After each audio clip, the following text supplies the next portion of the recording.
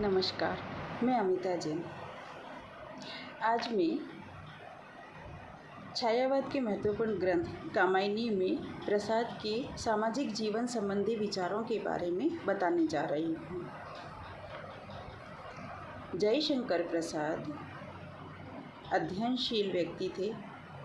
उन्होंने वेद, शास्त्र, धर्म ग्रंथ, इतिहास, पुराण, भारत के एवं अन्य देशों के भी ग्रंथों का अध्ययन किया था। इसके साथ ही उन्होंने भारत के सामाजिक जीवन को बहुत गहराई से समझा था। उन्होंने देखा था कि भारत का सामाजिक जीवन या यहाँ के लोग बहुत अधिक विषमता के शिकार हैं। बातों में तो वो आदर्शवादी हैं, लेकिन जीवन में बहुत अधिक दुख और समस्याओं का सामना कर रहे हैं। एक तरफ बहुत अधिक गरीबी है तो दूसरी तरफ सामंतवाद की विलासिता है। एक तरफ एक जाति को शोषण का शिकार बनाया जाता है तो दूसरी ओर एक जाति लोगों का शोषण करके भी सर्वप्रमुख बनी हुई है। और इस तरह की सामाजिक बुराइयों के अलावा व्यक्ति अपने जीवन में बहुत सारी कामनाओं जैसे पुत्रेष्णा, लोकेष्णा, वित्तेष्णा के लिए निरंतर चक्कर लगा रहा है, निरंतर घूमता चला जा रहा है, निरंतर संघर्षशील है, लेकिन इसके बाद भी उसके जीवन में तनिक भी सुख नहीं है। तो प्रसाद इन स्थितियों को अच्छी तरह से समझते हैं और उसको दूर करने का भी उपाय बताते हैं। बहुत सारी स्थितियां ऐसी हैं जो सामाजिक जीवन को, सामाजिक व्यवस्था को परिवर्तन करके ठीक की जा सकती है, और बहुत सारी स्थिति ऐसी है जो व्यक्ति अपने मन को परिवर्तित करके या मन को अध्ययनशील बनाकर मन में आत्मविश्वास उत्पन्न कर संघर्षों का सामना करके भी स्थितियों को सुधार सकता है। और प्रसाद ने ये दोनों स्थितियाँ, एक तो सामाजिक जीवन में व्याप्त विषमता, दुख, अन्यायपूर्ण स्थिति का वर्णन किया है, तो दूसरी ओर उस स्थिति से किस तरह से मुक्ति प्राप्त की जा सकती है, इसका भी चिंतन कामायनी में दिखाई देता है। वो कहते हैं कि भारत में एक ऐसा सामंतवाद या एक ऐसा अमीर वर्ग उत्पन्न हो गया है जो निरंतर भोग और विलास में रत रहता है। उसे कर्म की चिंता नहीं है, क्योंकि इतना उसके अकूत धन उसने एकत्रित कर लिया है और अकूत धन अन्याय के द्वारा एकत्रित करता चला जा रहा है कि उसे कार्य करने की आवश्यकता ही नहीं है, और वो निरंतर भोग विलास में रत रहकर समाज में एक तरह से अनुपयोगी भी बन गया है। लेकिन ये स्थिति लगातार सही नहीं है, क्योंकि व्यक्ति स्वयं अपने में बहुत अधिक केंद्रित करके कहीं न कहीं वो दूसरों के सुखों को, उसकी सुविधाओं को छीन लेता है। सारा धन, ऐश्वर्य, वैभव जब कुछ ही व्यक्तियों के पास हो जाता है तो बहुत सारा वर्ग गरीबी और अभाव जनित जीवन जीने के लिए मजबूर हो जाते हैं, और ऐसे वर्ग का कभी पतन हो जाता है, कभी जनता रोष में आ जाती है, कभी प्रकृति रोष में आ जाती है, और कभी कई अन्य कारणों से या सरकारी व्यवस्था से यह पतन हो जाता है। अर्थात अन्यायपूर्ण स्थिति, लगातार विलासितापूर्ण जीवन किसी भी रूप में सही नहीं है। प्रसाद लिखते हैं कामायनी में, सब कुछ ते स्वायत्त विश्व के बल वैभव आनंद अपार, उद्वेलित लहरों सा होता उस समृद्धि का सुख संचार। उनका जो जीवन था वो एक तरह से विलासिता से पूर्ण था। उनके जीवन में कामदेव निरंतर वास करते रहते थे और वो निरंतर काम वासना में लीन रहते थे। ऐसा वर्ग के लिए प्रसाद जी लिखते हैं, चिर किशोर वह नित्य विलासी सुरभित जिससे रहा दिगंत, आज तिरहुत हुआ कहाँ वह मधु से पूर्ण अनंत बसंत। अर्थात ऐसा वर्ग एक बार पतन का शिकार हो जाता है। ऐसे वर्ग का जो अन्याय से भरा हुआ है, जो दूसरों के सुखों को छीन करके अपने सुख का साम्राज्य खड़ा किया हुआ है, वो वर्ग दैवीय और जनता के प्रकोप से एक दिन नष्ट हो जाता है। चारों ओर विषमता फैली हुई है, इतनी अधिक गरीबी भारत में व्याप्त है। कई वर्ग इतने गरीब जीवन जी रहे हैं कि उन्हें 2 जून की रोटी भी नसीब में नहीं होती है या 2 जून की रोटी भी नहीं मिल पाती है। चूता हुआ मकान, बिना कपड़ों के रहने वाले बच्चे, कुपोषण का शिकार परिवार, ऐसा वर्ग लगातार दुखी है और लेकिन प्रसाद लगातार निराश भी नहीं रहते हैं। ये वर्ग दुखी है, लेकिन इसमें भी यदि आशा का संचार किया जाए, ये वर्ग कहीं किसी रूप से अपने आप को उठाने की कोशिश करे और उठाने के लिए अपने आप को योग्य बनाए, तो ये वर्ग भी अपने आप को उठा सकता है, ऐसा प्रसाद जी कहते हैं। उनकी कामायनी में एक ओर विषमता का चित्रण है, दुख का चित्रण है, तो दूसरी ओर उस विषमता से मुक्ति प्राप्त करने का भी उपाय है।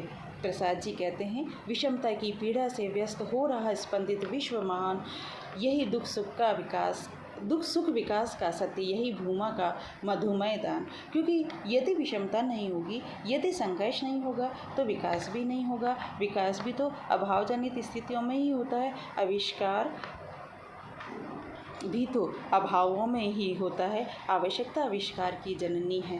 प्रसाद जी समरसता के पक्षधर हैं और वो कहते हैं, नित्य समरसता का अधिकार, उमड़ता कारण जलधि समान, व्यथा से नीली लहरों बीच बिखरते सुखमणि गण द्युतिमान। सारी पृथ्वी, सारी सृष्टि, सारा ब्रह्मांड समरसता की ओर अग्रसर है। सभी समरसता चाहते हैं और सभी समानता चाहते हैं। मनुष्य भी तो यही चाहता है। जो पददलित मनुष्य है, जिसका शोषण किया जा रहा है, वो भी तो यही चाहता है कि उसे समानता का अधिकार दिया जाना चाहिए। लेकिन जीवन बहुत कठिन है। इसके लिए प्रसाद जी कहते हैं, किंतु जीवन कितना निरुपाय, लिया है देख नहीं संदेह, निराशा है जिसका परिणाम सफलता का वह कल्पित गए। और इस तरह से मनुष्य निराशा और आशा के द्वंद्व में जीता रहता है। एक तरफ घोर निराशा छा जाती है, फिर वो निराशा से उबरने की कोशिश करता है और फिर से उसके जीवन में आशा का संचार होता है। ये मनुष्य के मन की स्थिति है, जीवन की स्थिति भी है, परिस्थिति की देन भी है। भौतिक अवस्था में, भौतिक जीवन में इस तरह की स्थितियाँ उत्पन्न भी हो जाती है, तो मन की भी स्थिति है। यदि मन में आत्मविश्वास मनुष्य उत्पन्न कर लेता है, अपने मन को मजबूत बना लेता है, तो वो इससे निकल सकता है। और प्रसाद जी कहते हैं, और यह क्या तुम सुनते नहीं, विधाता का मंगल वरदान, शक्तिशाली हो विजयी बनो, विश्व में गूंज रहा जयगान। परिवार में, भारतीय परिवार में एक मुखिया हुआ करता है। मुखिया की बात को पूरा परिवार एक तरह से मानता है, मुखिया की बात को स्वीकार करता है और उसी के पद चिन्हों पर पूरा परिवार चला करता है। लेकिन कामायनी की स्थिति ये है कि मनु की बात को उसके परिवार के लोग या उसके अन्न से पालित पशु भी नहीं मानते हैं और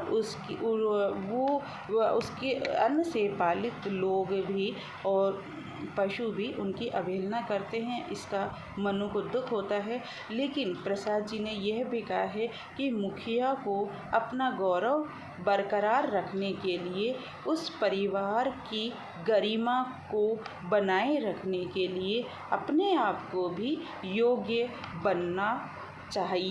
बनना होगा। और इसके लिए नारी की भूमिका को प्रसाद जी ने बहुत महत्वपूर्ण बताया है। एक गृहस्थ जीवन में पति के पद चिन्हों पर चलने वाली या पति के कदम से कदम मिलाकर चलने वाली नारी ही पति को और परिवार को उच्चता के सोपान पर पहुंचा देती है। मनु जहाँ कहीं भी लड़खड़ाते हैं, श्रद्धा उनका साथ देती है। उनके साथ कदम से कदम मिलाकर चलकर न केवल गृहस्थ जीवन को मनु के साथ सफल बनाती है, बल्कि मनु के जीवन में कई बार वो विरोधी भी बनती है, कई बार मार्गदर्शिका भी बनती है, कई बार उनकी प्रेयसी भी बनती है, पत्नी भी होती है, मनु के पुत्र की माँ भी होती है, गृहस्थी की बागडोर को संभालने वाली स्त्री भी होती है। और इस तरह से श्रद्धा मनु के जीवन को इस लोक में और परलोक में आनंदवाद की यात्रा कराकर सफल करती है। तो नारी का बहुत महत्वपूर्ण अधिकार है, नारी की महत्वपूर्ण भूमिका है, लेकिन वो यह भी कहते हैं कि लगातार इंद्रिय वासना, रूप, रस, गंध के लोभ में मनुष्य पड़ा रहता है या मनुष्य उसमें रत रहता है तो वो भी उसके पतन का कारण बन जाती है। मनुष्य को कहीं न कहीं उच्चता की ओर अग्रसर होने की प्रेरणा प्रसाद जी कामायनी में देते हैं और ये भी कहते हैं कि हमें किस फल को प्राप्त करना है यह तो हम जानते हैं। भारतीय समाज के लोग सपना देखते हैं, वो सोचते हैं कि मैं बहुत अमीर हो जाऊं और अमीर होने के लिए वो क्या करते हैं, वो उसका उन्हें ज्ञान नहीं है। दूसरा, वो अमीर की जो परिभाषा है उस परिभाषा में ये है कि मैं बहुत धन प्राप्त करके सुख और ऐश्वर्य का या विलासिता का जीवन जीने लगूं, जबकि प्रसाद जी का कहना है कि धन प्राप्त करें, धन प्राप्त करने के लिए या अपने जीवन में किसी भी प्रकार की फल या लक्ष्य को प्राप्त करने के लिए पहले उसका ज्ञान होना चाहिए, किस तरह से प्राप्त किया जाए इसका भी ज्ञान होना चाहिए, फिर उसके अनुसार कर्म होना चाहिए। और जब ज्ञान, क्रिया और सारी चीज़ें और उसके अंदर की इच्छा मिल जाती है तो निश्चित ही फल की भी प्राप्ति हो जाती है। लेकिन वो मनुष्य को उच्चता की सीमा पर पहुंचाना चाहते हैं। फल की प्राप्ति होने के बाद भी या गृहस्थ जीवन जीकर भी या सामान्य जीवन जीकर के भी अपने मन को, अपने विचारों को लगातार उदात्त बनाए रखे, ये प्रसाद जी की कामना है। वो कहते हैं ये नीड़ मनोहर कृतियों का ये विश्व कर्म रंग स्थल है, यह परंपरा लग रही यहाँ ठहरा जिसमें जितना बल है।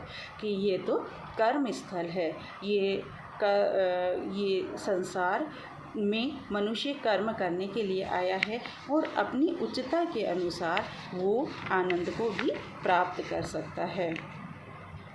प्रसाद जी कहते हैं कि इस धरती पर सभी जीवों को जीने का अधिकार है, वो चाहे पशु है, चाहे वो पक्षी है, चाहे मनुष्य में वो किसी भी वर्ग का है, सभी को जियो और जीने दो के सिद्धांत के अनुसार ही चलना चाहिए। वो कहते हैं ये प्राणी जो बचे हुए हैं इस अचला जगती के, उनके कुछ अधिकार नहीं, क्या वे सभी हैं फीके? वो फीके नहीं हैं, वो निरर्थक नहीं है, वो व्यर्थ नहीं है। प्रकृति को ने सभी को समान अधिकार दिया है, प्रकृति ने सभी को महत्वपूर्ण बनाया है, इसलिए मनुष्य को भी सभी की रक्षा करनी चाहिए।